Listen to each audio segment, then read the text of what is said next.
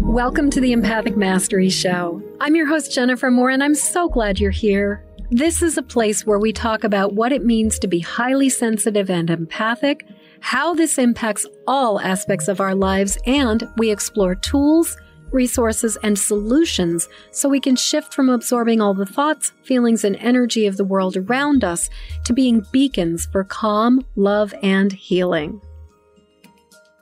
Hey there. Before I launch into the content of this episode, I wanted to give you a heads up. Since October is Domestic Violence Month, I've invited some special guests to speak on this topic. Please be aware that we discuss details during these conversations that may be triggering for some folks. Hey there, everybody. I'm back, and today I am delighted to be introducing my guest, Anissa Hudak. Anissa is a yoga therapist and the founder of the Trauma Healing Yoga Therapy Program. She helps sexually traumatized women to heal their PTSD and other trauma-related issues with yoga therapy. As a two-time rape survivor herself, she ultimately understands the needs these women face and helps them to navigate their healing journeys. Anissa, welcome. I am so glad you're here. Thank you so much for having me on today. So, obviously, this is the Empathic Mastery Show. And so everybody who's here generally identifies as an empath. And I sort of figured, let's start at the very beginning. And one thought that sort of comes to my mind that I'm even wondering about is sort of like the intersection between being an empath and even sexual abuse. But let's see if we get there. But let's just start by talking about you and, who you were as a kid, what your experience was like. Did you know you were different than other people? Tell me your story. That's an interesting question. Did I think I was like everybody else? Yeah, I thought that I was like everybody else. I thought that everybody had those kinds of feelings and gifts, and that's just how everyone was. I didn't wake up one day and said, "Oh, I'm an empath." Mm-hmm. It's just what I've always known. Mm-hmm. And I guess it was, later on that I heard the word and heard the definition and said, "Oh, wait a minute, I do that." And realized that not everybody else does. Right. So a lot of us have the experience even as children being kind of marked as being different or being told like you don't fit in, you don't belong. Did you have that kind of reflection? You were saying you sort of assumed everybody had that ability. And I think that's very true for a lot of us, is that we just imagine that everybody has these feelings. And then we sort of have these experiences of going, oh, not everybody has these experiences. But did you experience that kind of like other kids being like, you're not like us? Or did you sort of slide in? Or yes, I always felt like I was a little off from everybody else, if you will. Mm-hmm. I was able to connect with adults and have a lot of adult conversations and long conversations. Even as a small child, I could have a long, in-depth conversation with an adult, and they would open up to me. They would share things with me that probably wouldn't want to share with a small child, but they felt like they could. Yeah. And, that was kind of interesting, but I thought that everybody just talked like that.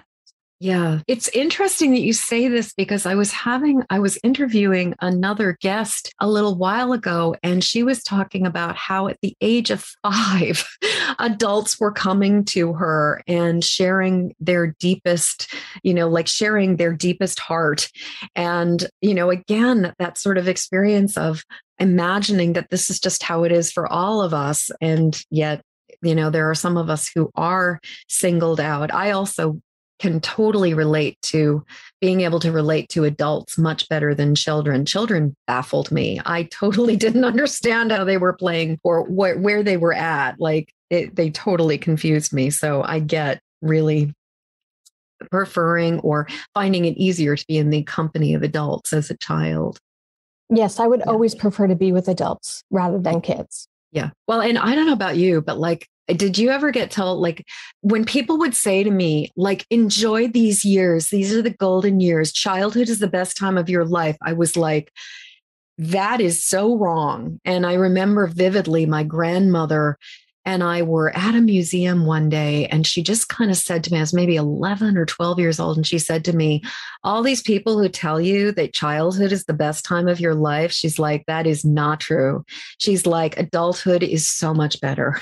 And I was so grateful that somebody validated that, because I will say personally, adulthood has been substantially easier than childhood was. Agreed. Yeah. Agreed. Yeah. So I guess anything notable about, aside from you were clearly the empath that people were coming to and confiding in and connecting with, and there was a part of you that really did recognize that you were different than a lot of the, sort of the average bear. Is there anything else that's notable about your childhood experience? Not really. I realized that I did a lot of people watching, just observing, just watching. And, kids and adults would be like, what are you looking at? Why are you watching me? It would kind of freak them out and be a little disconcerting, but I was just watching, and being able to really see what they were feeling. Yeah. That was going on around them. And so that was, again, kind of took me out of being in with kids, because I did. And I still like to people watch. If you buy me a margarita by the yard and sit me down in a Vegas casino, I'm a happy person, because I can just sit there and drink and just watch people. And it's just so fascinating. Yes. And especially if you are in a place, one of the places I found personally really uncomfortable to be in was like enclosed, like on the subway or something, or buses where everybody's kind of crammed together, especially like a crowd. Well, let me clarify, a crowded subway or a crowded bus. Like it's almost like there's just too many people to enjoy people watching. But a place like a casino where you can kind of just sort of put yourself to, sort of on the edge of a corner and just kind of watch the world go by and watch human beings can be so fascinating. I totally hear you. I have also had many people say, what are you looking at? Or why are you watching me? And my husband actually is funny, because I'll just watch him sometimes while he's just doing his thing. And every so often I'll be like, stop looking at me. So I'm just like, okay, fine, whatever. Yeah. So I guess the question that I had asked before, and I don't know if there's a yes or no answer to this. I don't like, this really just popped into my head, but I'm just really wondering if you can imagine or see any correlation between being the highly sensitive, empathic young woman, teenager that I'm not sure exactly what your age was, your first assault, your first rape, but I'm wondering if there's any way that there's sort of a correlation, or maybe the impact of being an empath in relation to the sexual assault. Does that question make sense? Because it's coming completely out of the blue for me. It's not like I planned it. I never really made the correlation until you just asked the question. And now I can see the correlation. I've done a lot of work regarding my first rape. And I guess what I realize now is that when it was happening, just the anger, the rage, the blackness, evil that was coming from him, that he was feeling, it was red, it was black, it was, just to put a color to it if you can. Yeah. I do a lot of work with color, so that makes complete sense to me. And in a lot of respects, the work that I've done had to deal with that, part and parcel with, the actual physical act, having the power and the control taken away and all of that stuff. This feeling that was being generated my way regarding this act. So yeah, there was definitely a correlation.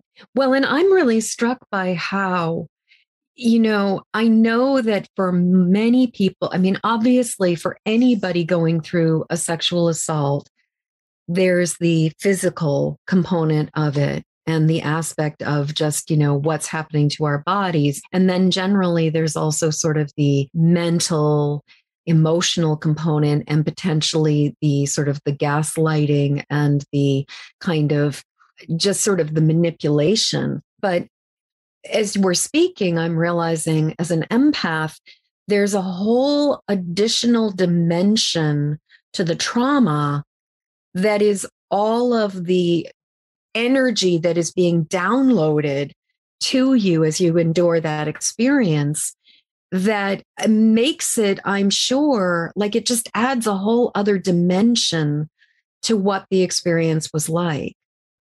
Yes, that was a great way of summing it up. It's, it's quite an onion as it is. It just adds a couple more layers. Yeah. Well, and, my personal experience has been that there was a period when I was fairly young, tween, and I was getting harassed, not physically harassed, but verbally harassed by other little boys. And what I remember was the hardest part of it was like the telepathic link up. It wasn't necessarily, the words were bad enough, but it was the telepathic and empathic connection that I think had a much deeper impact on me than necessarily even the sort of the surface of it. So I'm just realizing this as we're talking about it, because I don't think I've ever articulated this before in terms of like, oh, there's this whole other, as you were saying, layers to the onion, being highly sensitive and empathic, that really affects this. Yes. Yeah. So, I'm just wondering, like, I'm not really sure whether it makes, I guess I'm just wondering, it makes sense to talk about kind of like, what was life like prior to that first assault? How old were you? What was going on in your life? What happened in terms, not the actual event, but sort of like what happened in terms of like before and then sort of like the aftermath for you? Well, I was 18. Mm-hmm. I was in college. I had met this guy in college, really liked him. He had come over to my house. My parents were not there. We started having consensual sex. And then in a particular position, it started to hurt. Mm-hmm. And I just said, hey, we need to stop. Wait a minute. Hold on. And at that point, it was like a light switch went off. Mm. And he realized that he was physically hurting me. And he was getting off on that. And he continued. And it went from being something that was really quite lovely to something really not lovely. And afterwards, I remember getting him out of my house as soon as I possibly could. And I remember sitting there thinking, okay, what just happened? And not realizing that I had been raped. Right. And it really took going into therapy, because I broke up with this man right afterwards. I didn't want to see him anymore because I knew that something was not right. And I knew I didn't want him to touch me again. Mm-hmm. A couple months later, started seeing a new guy, but realized every time he went to touch me, I couldn't have him touch me. Mm-hmm. So I did what everybody else does. We go into talk therapy. Yeah. And that's where I found out that it was, in fact, a rape. And, got to a place where I could have another relationship with another man. Life after that was never the same. Mm-hmm. There's an innocence that's gone. Yeah. And it was years and years and years of going back and forth into therapy, out of therapy, and into therapy, out of talk therapy. And it wasn't until I found my yoga mat and yoga for PTSD that I really started to understand what was happening in my body. I knew what was happening in my brain. Right. I just didn't understand what was happening in my body. Right. And being able to reconnect my body and my brain. And that's when the healing really started to happen. Mm-hmm. Mm-hmm. And so that was just amazing. And then about, it's a little over 6 years ago, I was raped again. Mm. And I was able to, at the time when I was ready, I put on my clinician hat and said, okay, what would you tell your patient? What would you tell your client? And then, okay, let me take that hat off and be me and go get to work. Mm-hmm. One of the things I did was I did go back into talk therapy, which I love talk therapy. Talk therapy is great. Meds are great. There's no shame. I take meds. No shame. Absolutely. But there's another component to it, and it's the body. Yes. The body stores this on a very cellular level, and we have to move it out. So one of the things I did, as I said, I went back to talk therapy. However, this time I went and spoke with someone who only deals with sexual trauma. Mm-hmm. They're not a family therapist. They're not anything else. They only deal with sexual trauma. I'd never spoken with someone like that. And he was a male. Wow. I had never worked with a male before. Mm-hmm. And so I was like, okay, well, if it's not a good fit, that's okay. But let me try, because I've never spoken really with a man before. And because of his credentials, I really need to give this a try. I will say that I did more progress with him than I've ever done before, cumulatively, with any of the therapists I've spoken with. And I think that part of it was his credentials, his background, but also too, at this point, I was also on my mat. And I had my own educational background. I knew what I was doing, what I needed to do for myself. And so I put to bed that first rape, so to speak. Boy, that's a bad phrase. Wow. Yeah, that's ironic. That's a really bad phrase. Wow. Wow. So that was kind of a no pun intended, but right. Absolutely. Wow. That's classic. I was able to close that chapter, I believe. And I've done a lot of work around the second rape as well. So, but I'm still on my mat. Right. Well, and you're bringing up so many incredibly important pieces. And, you work in a somatic way doing yoga and doing that. I work in a somatic way with EFT, emotional freedom techniques, and tapping. And one of the things that you said a while ago, so I'm going to dial back, I'm going to rewind here, was about the actual first event. You were chugging along.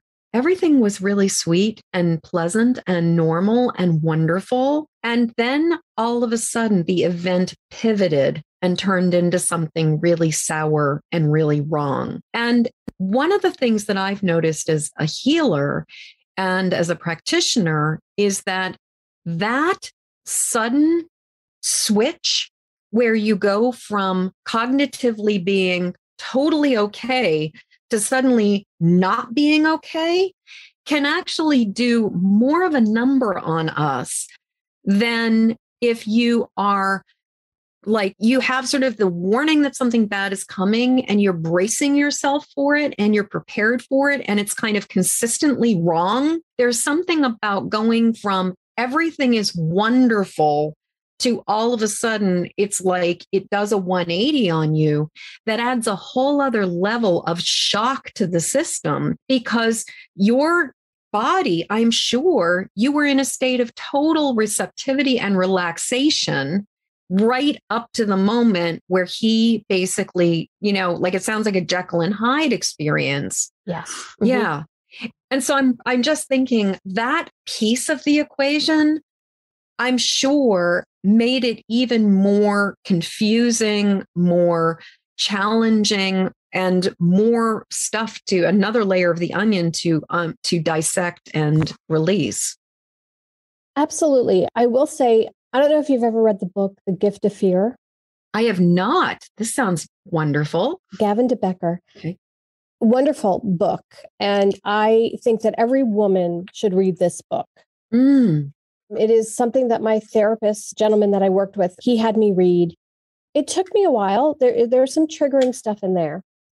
After reading the book, I said, okay, let me try to put this into play with what had happened in that first rape. And it talks about little warning signs that you kind of miss, you don't take into account and things like that. And, I'm still kind of dissecting it from that lens to see where did I miss a cue that I could have kept myself safe. And I'm still looking for it. Well, and I've had a number of conversations with people over the last years about empaths and narcissists. And one of the things that I have seen in these sort of toxic combinations is that if you have somebody who is essentially lying to themselves about who they are, as an empath, we are like, I think empaths tend to have really, really good bullshit detectors and an ability to sense when somebody's basically lying through their teeth and full of it. But what I've noticed is that when we're around people who are drinking their own Kool-Aid and who have bought their story, we can get almost like imprinted on, or kind of like the cord, we're reverberating with their sense of who they are, in the sense that, like, if they believe that they are a delightful, wonderful, good guy, then we kind of buy into it.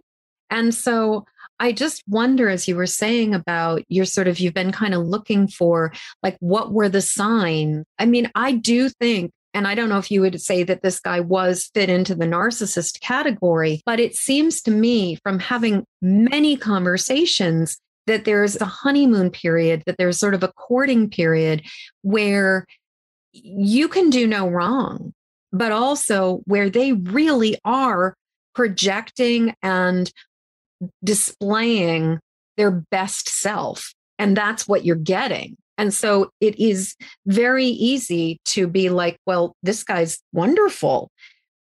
So I guess I just wonder, was there also that aspect of, as an empath, like feeling this person's basically like sort of the distortion of his own perception of himself? Yes, because in the beginning, he was wonderful. I mean, yeah. I just thought, my goodness, I think this might be him. This might be the guy. Mm. And, even afterwards, I broke it off with him. He attacked me twice more. Wow. He came to my house one day, wanted to go for a walk, wanted to talk. And, well, he wanted to talk. And I said, let's go for a walk, because I didn't want him in my house. I did not want that energy in my house. And I knew that. And I wasn't sure what he wanted to talk about. And I knew we would probably need some privacy. And so I said, let's go for a walk. And when we were at a point where there weren't any houses around, I grew up in a neighborhood. When there weren't any houses around, he tried to attack me again. Mm. And I mean, literally to the point of like jumping on my back. Wow. And trying to strangle me. And I remember, in the beginning, he would, please, I really want to talk to you. And he had that facade again. And, he was a nice guy. And I really thought he was going to apologize to me. And it wasn't. It was not that.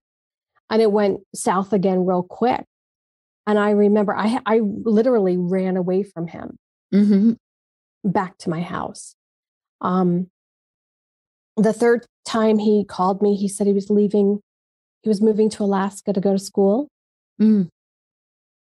And that he wanted to see me and say goodbye. And I had started working in an office, and I was wearing a dress and heels and, what have you. And I met up with him at a park because I thought, okay, it'll be, people will be there. And he wound up cornering me. And before I knew it, he had a hand down my shirt and up my dress. And I remember getting away from him finally. And he was like, but I still want to say goodbye. What do you I apologize for laughing, but I'm like, oh my God, the crazy, like, excuse me, sir, you just tried to assault me again. And now you want me to be nice to you and say goodbye? Yeah. And so he was drinking his own Kool-Aid. Yeah. Do you know, I'm curious, did he just disappear off the radar, or do you know what happened? I mean, I'm assuming with that kind of behavior that this probably is a person who became a serial rapist. Just imagining, just saying. Do you have any idea whatever happened to him? I know that he left. He went to Alaska. He came back. I was walking in a mall one day with my husband and my 2-year-old son. I had him in a stroller. We had friends with us. We were just walking in the mall. And all of a sudden, he walked past me. Mm. And the look on his face, I mean, if looks could kill. And again, it was all of this negativity and rage and disgust. And, and of course, being an empath, you see it and you feel it before it even passes you, I mean, you just feel it coming at you. Yeah. And I know I went numb. And my husband looked at me and he said, "You are white as a sheet. What is the matter?" And I said, "I just saw the guy who raped me." And he was like, "Where?" I said, he just walked by. And when I looked behind, he was gone. Mm. But it was crowded. And my husband and the other couple we were with, the guy, he was like, "Where is he? Let's go." And I'm like, no, don't even. I mean, my husband was more concerned at that point of that I was sick. I was physically sick. I mean, after seeing him. And part of that was just because of, all of that emotion, that and negativity and rage and disgust and everything that he was pointing towards me. Yeah, I've never seen him again. I have, I don't need to. No. But again, I've done a lot of work around this and he doesn't scare me anymore. Mm. And I am sure that is so directly connected to all of the work you've done on the mat and all the work you've done with the wonderful therapist that you have found, and also just your own, the incredible journey you've been through to not be scared of him anymore. Well, I know all of that nastiness is him. It's not me. I didn't do anything to deserve it. Mm-mm. And I know that he can't hurt me anymore. Yeah. And when you get to a point where you're not afraid anymore, you kind of become a little dangerous. Yes. You can become a badass when you're not. Well, and when we let go of fear, we are capable of doing so much more than when we are dictated and run by fear. Yes, absolutely. And I realized, like I said, that, he can't hurt me. I mean, what more could they possibly do? Kill me? I mean, so it's already been taken away from me. Mm-hmm. And I'm okay. I've survived. Yeah. And so, yeah, he can't hurt me anymore. There's nothing more he can do to me. And yeah, when you let go of that fear, you kind of could become a little dangerous because what's the worst that can happen? What are you going to do? Rape me again? Yeah. But I know that it's his issues. It had nothing to do with me. No, nothing to do with you. I was just really at the wrong place at the wrong time with the wrong guy. Right. Well, and I mean, I think about the socialization of, the boomers and the Gen Xers, that there is a way in which, if you think about the media, if you think about the music, if you think about the movies, one of the recurrent and pervasive messages is this message of, like if he's being menacing, if he's harassing you, if he's chasing you, if he's pursuing you, if he's stalking you, that just means that he's into you. I mean, we have a culture. I mean, I know, and I was having a conversation with somebody just the other day about how unfortunately, people are still saying this to girls, but like if a boy is being a jerk, instead of saying he's being a bully and a jerk, don't give him the time of day, like you deserve better, we're still telling girls, oh, that's because he likes you. He's harassing you because he likes you. And I think about, as I, sort of through kind of a feminist and, sexual assault of informed lens, listening to so much of the music that I grew up on, watching so many of the movies that I was just spoon fed as a teenager, even reading magazine articles and everything, it seems to me that there is so much grooming for us to be compliant, to be nice, to be complacent, to be nice girls who don't rock the boat. Well, yeah. I mean, we're just here to pleasure them. Yeah. Right? I mean, that's the memo I got. Yeah. Yeah. Well, and clearly I was just thinking about the movement of incels, and which is, I don't know if you're familiar with that term, but it's sort of a group. So there are these mostly young men who identify as what's called incels, which is involuntary celibates. Yes. But the attitude of that, the reason that they're not getting laid is simply because, the women refuse to do that for them. Not that maybe they need to work on their rapport and their social skills and their intimacy and their ability to actually meet a woman as a human being and not as just something that they can receive or experience pleasure from. But yeah, I mean, I do think socially, there are still a lot of people who have this idea that what our job is to be satisfying for somebody else. Sadly. Yeah, absolutely. Yeah. And, there are people who get off on hurting other people that way. Yes. And there are women who enjoy that. There are men who enjoy that. And I don't think that that's a wrong thing. If that is your thing, that's totally cool. If you are in a consensual and respectful relationship and you both are okay with it, 50 Shades of Grey. Exactly. Well, and 50 Shades of Grey, actually, I mean, in terms of the whole DS world, and I have a number of friends who are in that world. And so, the bottom line is within BDSM and DS, safe, sane, and consensual is the bottom line. But what I will say is that 50 Shades of Grey is not safe, sane, and consensual. It's a fantasy about completely having your power taken away from you. And, but you're right. There are people for whom this is play, this is negotiation. But the bottom line is it's safe, it's sane, and consensual. There are agreed upon terms and people understand what's going on. And everybody is showing that there's even if you're role playing at dominance and submission, it's role playing. It is not that you are that you have somebody who's exerting power over. And there's such a huge difference between those two things. Exactly. And if that was his shtick, that's cool. Yeah. It wasn't mine. And when you said no, you used the fundamental safe word there. No, bottom line, he needed to stop. Exactly. And, I'm the mom of 2 boys. Mm-hmm. We've had a lot of really graphic conversations about, I don't care what you're in the middle of.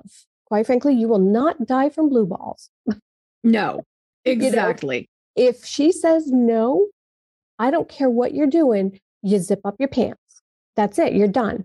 And if you're really concerned about blue balls, go into the bathroom and take care of yourself, buddy. Here's the bottle of Jergens lotion. Right. Exactly. Yeah. And so I think it really comes from education.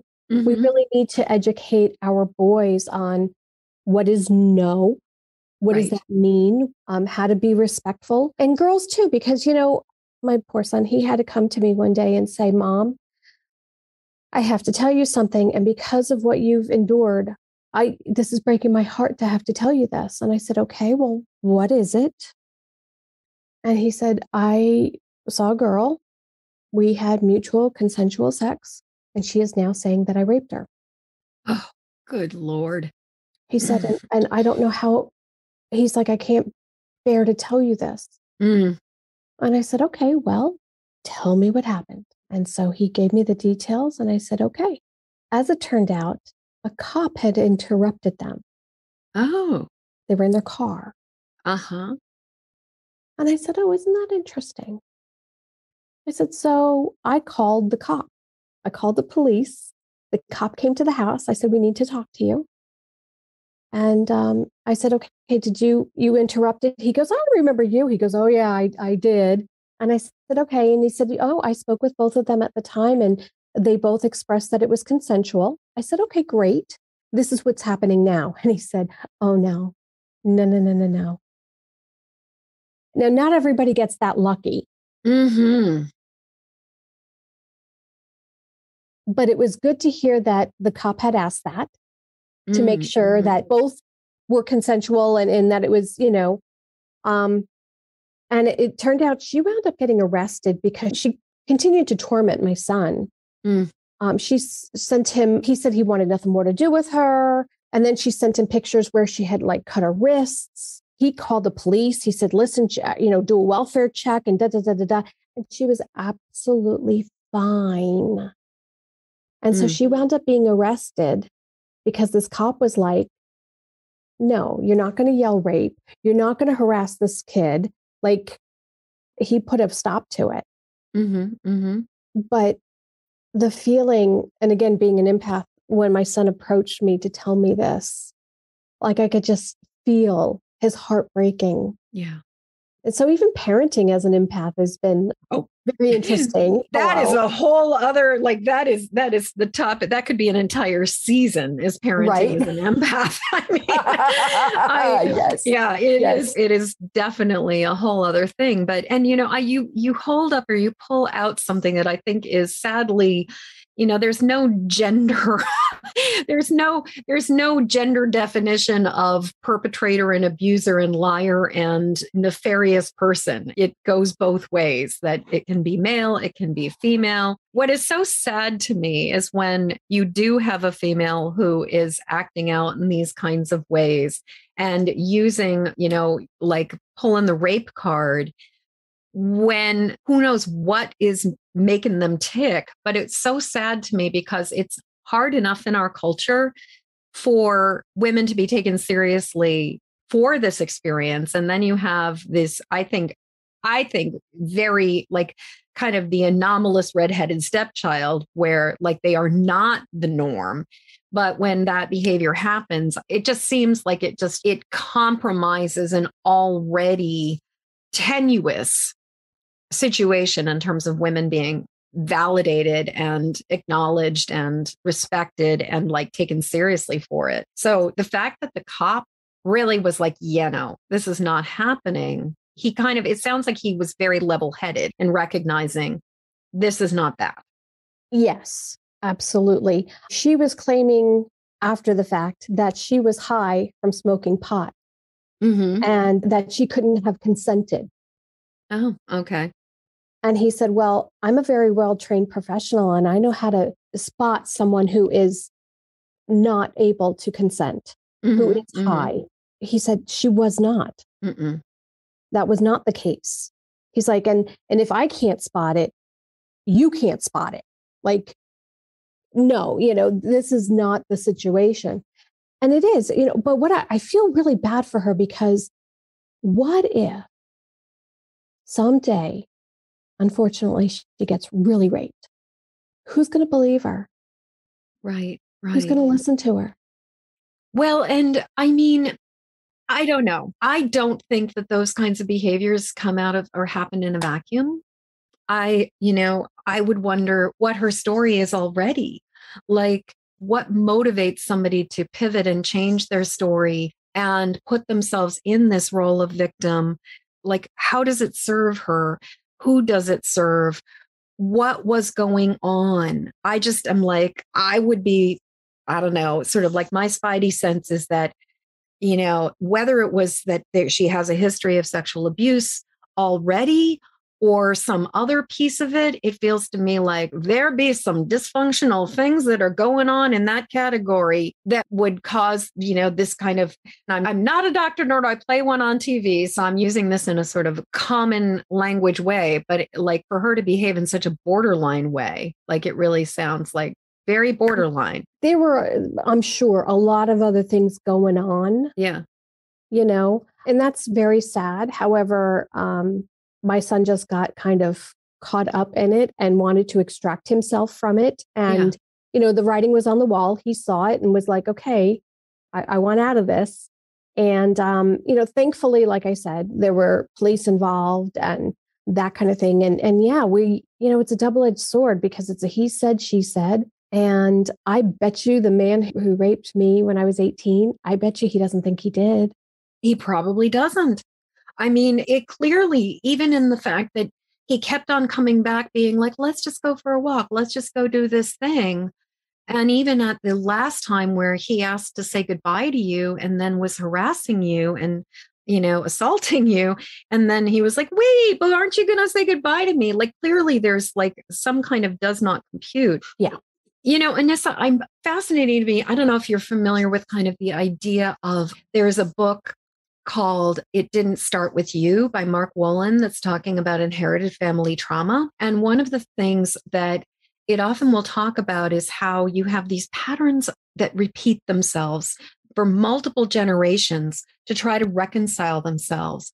And what I find fascinating about the story of your experience with your first rapist and then this story about this girl is that the aftermath sounds very similar in the sense that in both cases, you and your son experienced these people who are kind of coming out of the woodwork and continuing to harass and pursue.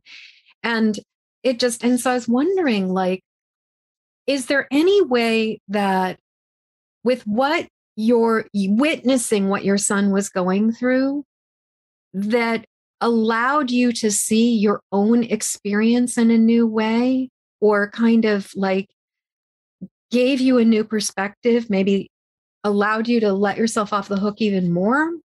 No, so much that. It was interesting because I've been on both sides now. I've been on a situation where I was truly raped.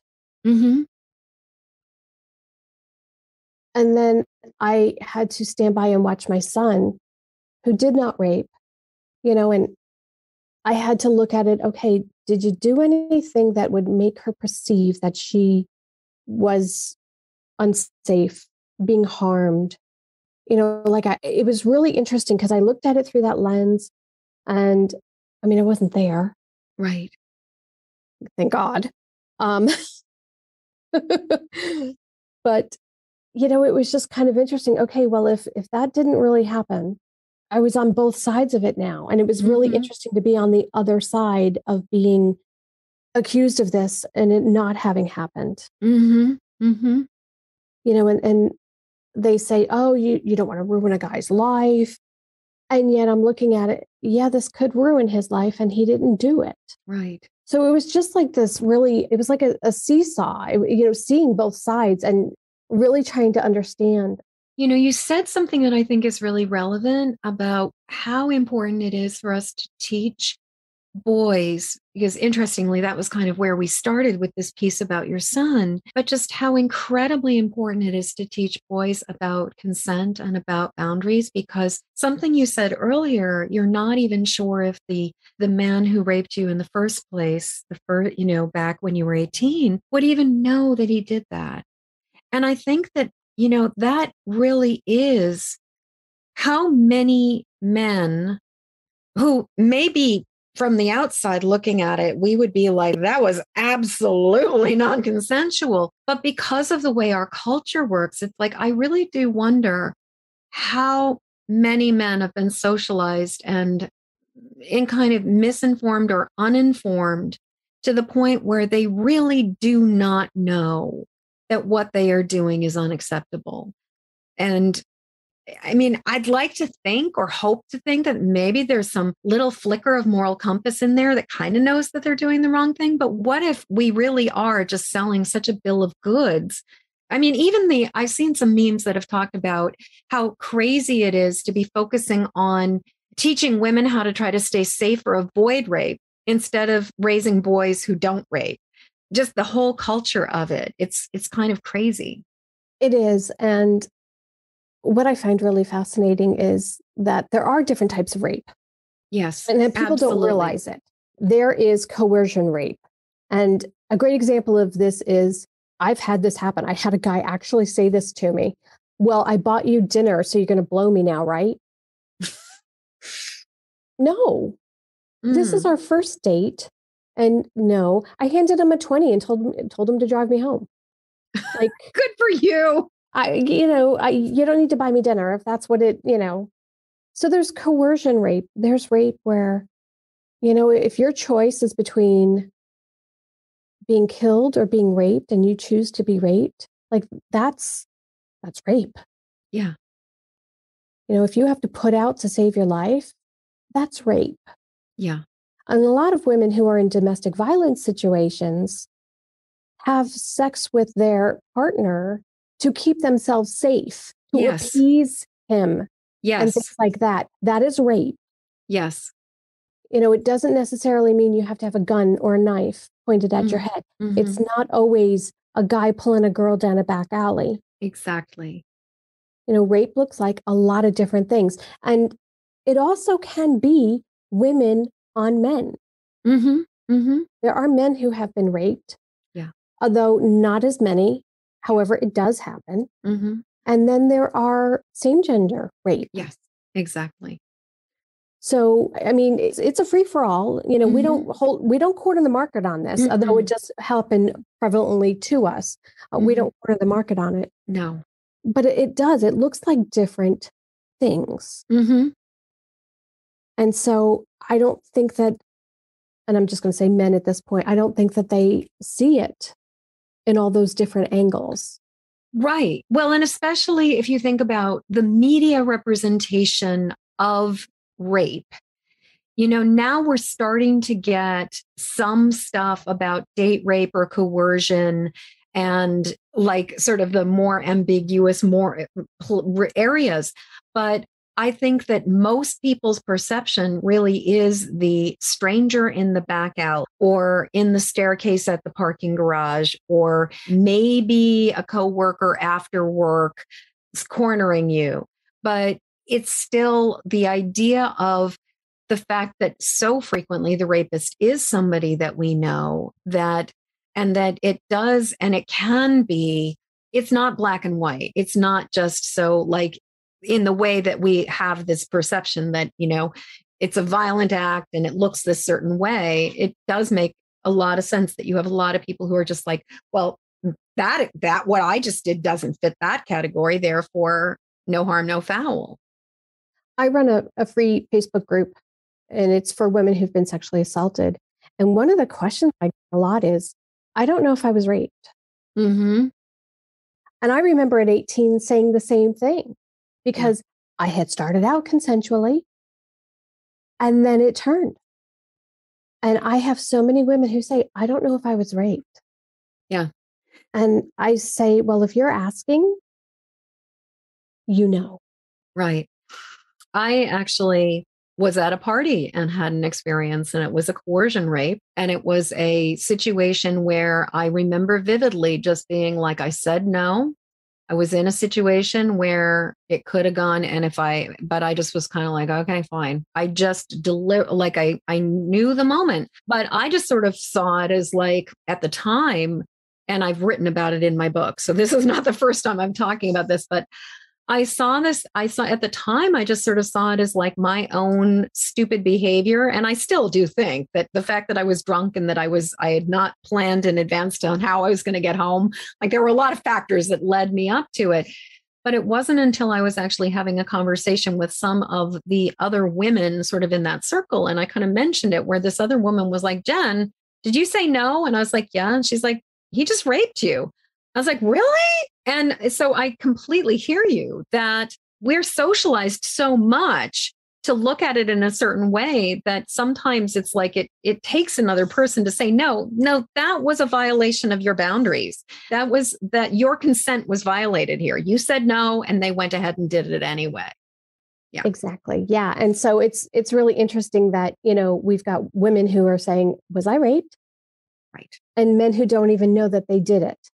Exactly. I mean, some guys just don't even realize that is rape. They just think that, they're kind of pushing the envelope, so they can get, well, yeah, if no is the answer, then no is the answer. Right. I think education, again, is paramount to both sides. And, there are some girls who pressure guys. Right. And, and same sex. So it's, again, we don't have the corner of the market here, but no. Education is really, I think, paramount to it. Absolutely.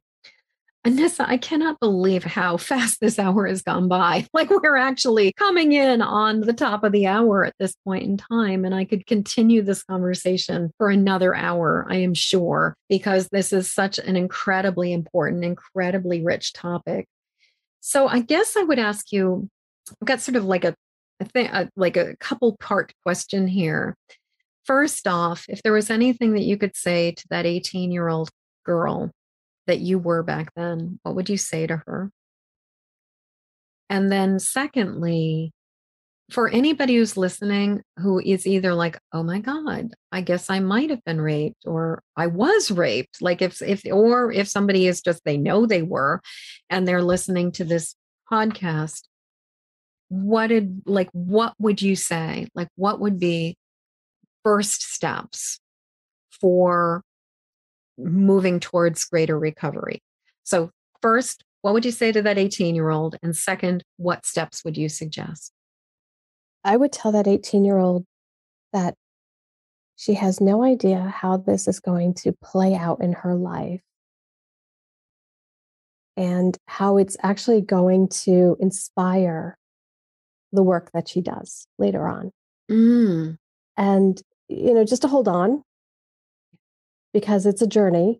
What I've been able to do is really, especially after my second rape, I really looked back and I thought, okay, here I am again. What did I need the first time? And what can I use now that could really help me heal? I mean, obviously getting a good therapist, that's one. But I started looking at other groups like AA, NA, even Weight Watchers. And they have this community aspect to it. Yes. And that community aspect is so vitally important. And sometimes it's not even about talking about why they're there. Just being around others who are in the same situation. Yes. And so I realized that. I realized that when I went through my education to become a yoga therapist and I deal with PTSD, all of the stuff I learned. And when I was sitting there in these classes and I'm learning something, I'm like, oh my God, I do that. That's why I do that. That's why my body does that. Wait a minute. And that gave me the opportunity that when it was happening in real time, I could say, wait a minute, let me take a breath here. I know what's happening. So I could, instead of react, I can respond differently because I know what this is happening here. So there was an educational piece. And I knew that being on the mat was first and foremost the most important thing. And so I'm actually creating, it's going to be released between now and Christmas, a membership for women who've been sexually assaulted, who want to be on the mat with me. There's going to be live and recorded sessions. There is going to be a community aspect to it. And there's going to be an educational aspect to it. And I'm so super excited because this is what I needed. Yeah. And so I'm just creating it so other women can literally have the shortcut to healing. Well, and normalizing the experience, validating each other's experience. I mean, community is so essential. That's a really big part of why I was called to create Empathic Mastery Academy, because it's all about, if the world you're in is telling you you're overreacting, you're too sensitive, you're taking it too personally, get over it, suck it up. Or in the case of that wasn't a real rape, it's nothing like being around other people who are like, oh no, this is my experience too.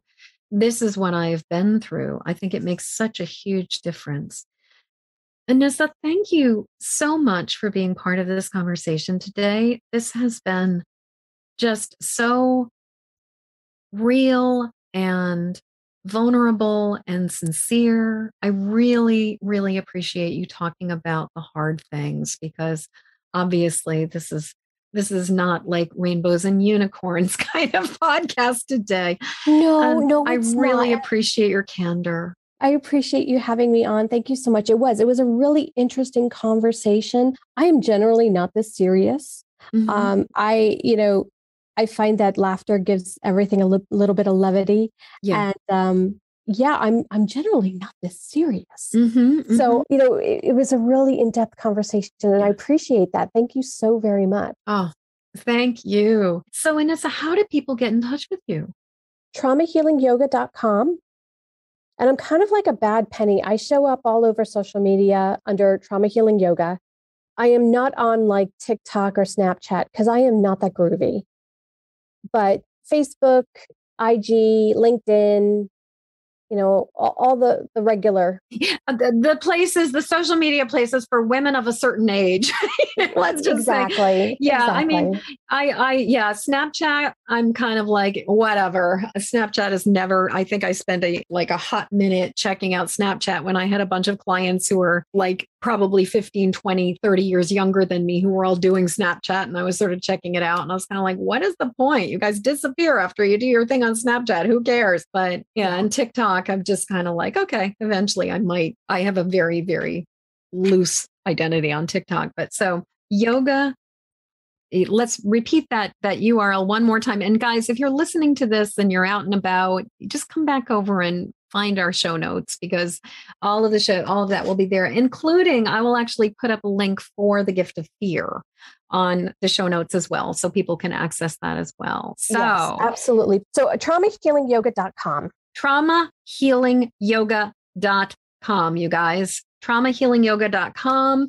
Please reach out to Anissa and reach out, leave comments. Please give us a 5-star rating if you found this show to be wonderful, which hopefully you did. And again, Anissa, thank you so much for being here. I really, really appreciate it. Thanks.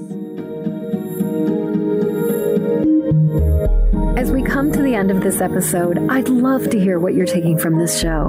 Please jump over to empathicmasteryshow.com to leave your comments. In the show notes, you'll find a link to grab your copy of my Empathic Safety Guide, 3 Basics for Finding Calm in the Eye of the Storm.